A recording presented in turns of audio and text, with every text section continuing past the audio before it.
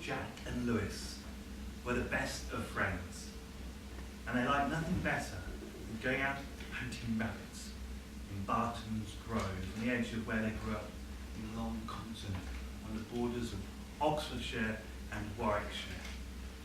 It was a moonlit night when they set out, and they were ribbing each other about the witches said to live in those parts. It was said there were so many witches in Long Compton that they could draw a cartload of hay up Long Compton Hill. Well, they tried not to act scared in their young macho way, but they were getting a bit twitchy with the moonlight shining like a skull through the skeletal branches. And where the rabbits? They weren't having much luck. Perhaps it was all the noise they were making, with the conversation and the stomping through the undergrowth. Well, they were just about to give up because it was getting a bit chilly when something caught their eye in a beam of moonlight up ahead in the path. There was a white hare staring with its moon-mad eyes. This kind of creeped them out a bit. They blinked and it was gone again. Maybe we should be getting back, said one of them, and they all agreed and started to head back with some relief. But then, behind them was the hare again. Its moon-mad eyes. And then it was gone again. Flash. And so they bolted, they panicked, they fled, racing back to their village, to their cottage. But no matter how fast they ran, the hare always caught up with them, jinking this way, that way, like a white shadow that they were unable to shed. And then finally they got back to their cottage. They leapt over the garden wall, burst through the back door, tumbled into the passageway, and they were just about to slam the door behind them when, on the garden wall, silhouetted by the moonlight, was the white hare again. And they were caught by the stare of the hare. And they were spellbound and could not move. And then they heard a voice inside their heads. And this is what it said. Old Nan of Long Compton, they call me, harming none and keeping out of harm's way. Although people would often come to my door with an ache or a pain, wanting a potion, a poultice, an unguent, and I would send them on their way. A witch, some people would call me, but I just was an old woman who knew a bit about herbs, living a peaceful life on the edge of a village.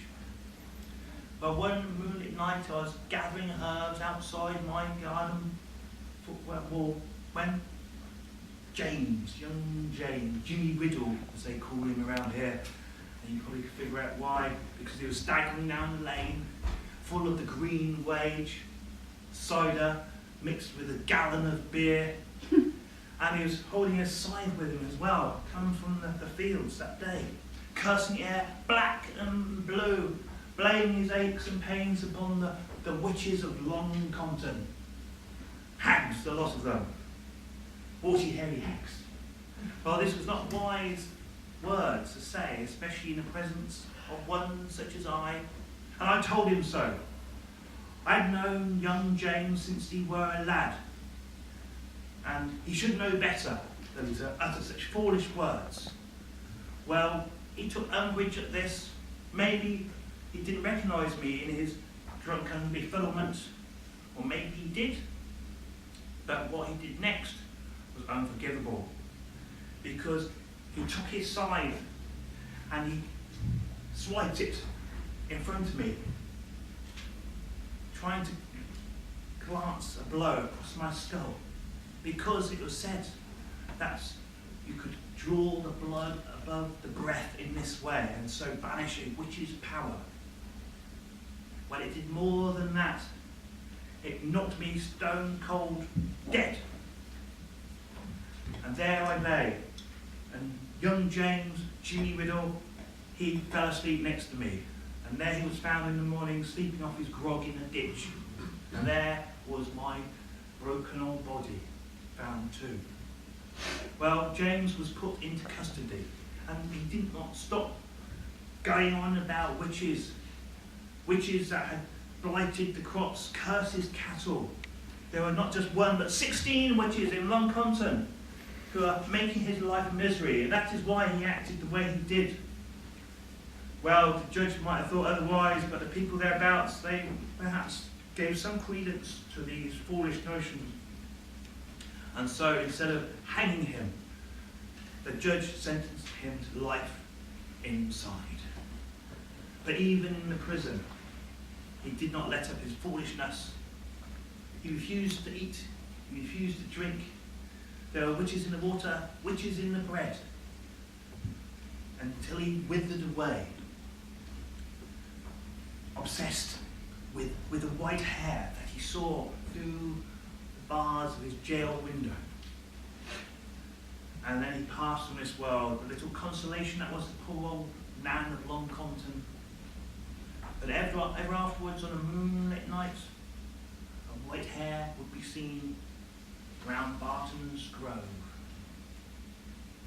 And the hair blinked, and the spell was broken, and it vanished into the darkness of the night.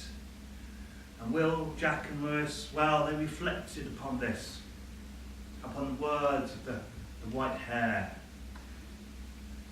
And ever afterwards they gave up hunting rabbits, hare, or anything fairy for that matter, and took a special care to be respectful, always, to their elders.